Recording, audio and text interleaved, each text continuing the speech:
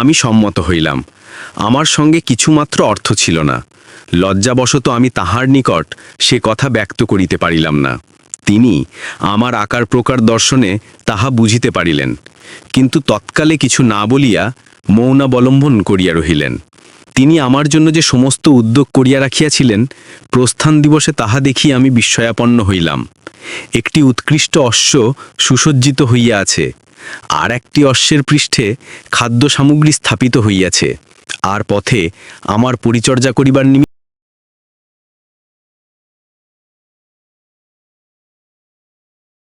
একদিন আশ্রয়দাতা আমায় বলিলেন, এ সময়ে অনেক লোক বাগদাদ যাইতেছেন। স্বদেশে প্রতিগমনের পক্ষে আপনি ইহ অপেক্ষা অধিক সুবিধার সময় পাইবেন না। আমি সম্মত হইলাম। আমার সঙ্গে কিছুমাত্র অর্থ ছিল না। লজ্জাবশত আমি তাহার নিকট সে কথা ব্যক্ত করিতে পারিলাম না। তিনি আমার আকার প্রকার দর্শনে তাহা বুঝিতে পারিলেন, কিন্তু তৎকালে কিছু না বলিয়া মৌনাবলম্বন করিয়া রহিলেন। তিনি আমার জন্য যে সমস্ত উদ্যোগ করিয়া রাখিয়াছিলেন, প্রস্থান দিবসে তাহা দেখি আমি বিস্ময়াপন্ন হইলাম। একটি উৎকৃষ্ট অশ্ব সুসজ্জিত হইয়া আছে, আর একটি অশ্বের পৃষ্ঠে খাদ্য সামগ্রী স্থাপিত হইয়াছে, আর পথে আমার পরিচর্যা করিবার নিমিত্ত একটি ভৃত্য প্রস্থানার্থে প্রস্তুত হইয়া রহিয়াছে। প্রস্থান সময় উপস্থিত হইলে সেই দয়াময় সদাশয় আশ্রয়দাতা আমার হস্তে একটি স্বর্ণমুদ্রার ফলি দিলেন এবং আমাকে যাত্রীদের নিকটে লইয়া গেলেন। তন্মধ্যে যাহাদের সহিত তাহার আত্মীয়তা ছিল, তাহাদের সঙ্গে আলাপ করাইয়া দিলেন। আমি আপনকার বসতিস্থানে এ সমস্ত উপকার প্রাপ্ত হইয়াছিলাম। এজন্য পৃথিবীতে যত স্থান আছে, ওই স্থান আমার সর্বাপেক্ষা প্রিয়।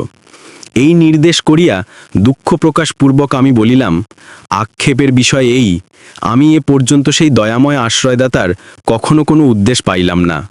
যদি তাহার নিকট কোনো অংশে কৃতজ্ঞতা প্রদর্শনের অবসর পাই, তাহা হইলে মৃত্যুকালে আমার কোনো ক্ষোভ থাকে না।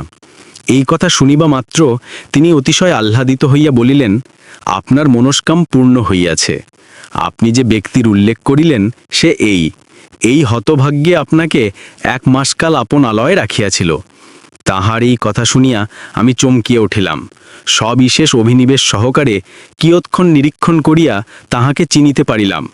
আহ্লাদে পুলকিত হইয়া অশ্রুপূর্ণ নয়নে আলিঙ্গন করিলাম।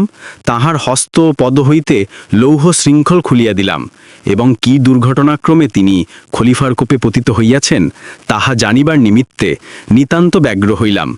তখন তিনি বলিলেন, কতিপয় নীচ প্রকৃতির লোক ঈর্ষাবশত শত্রুতা করিয়া খলিফার নিকট আমার ওপর উৎকট দোষারোপ করিয়াছে। তজ্জন্য তদীয় আদেশক্রমে হঠাৎ অবরুদ্ধ ও এখানে আনিত হইয়াছে। আসিবার সময় স্ত্রী পুত্র কন্যাদিগের সহিত দেখা করিতে দেয় নাই। বোধ করি আমার প্রাণদণ্ড হইবে। অতএব আপনার নিকট বিনীত বাক্যে প্রার্থনা এই, আপনি অনুগ্রহ করিয়া আমার পরিবারবর্গের নিকট এই সংবাদ পাঠাইয়া দিবেন। তাহা হইলে আমি যথেষ্ট উপকৃত হইব। তাহার এই প্রার্থনা শুনিয়া আমি বলিলাম, না, আপনি এক মুহূর্তের জন্য প্রাণনাশের আশঙ্কা করিবেন না। আপনি এই মুহূর্ত হইতে স্বাধীন। এই বলিয়া পাথেয়স্বরূপ সহস্র স্বর্ণমুদ্রার একটি ফলি তাহার হস্তে দিয়া বলিলাম, আপনি অবিলম্বে প্রস্থান করুন এবং স্নেহাস্পদ পরিবারবর্গের সহিত মিলিত হইয়া সংসার যাত্রা সম্পন্ন করুন। আপনাকে ছাড়িয়া দিলাম, এজন্য আমার উপর খলিফার মর্মান্তিক ক্রোধ ও দেশ জন্মিবে, তাতে সন্দেহ নাই।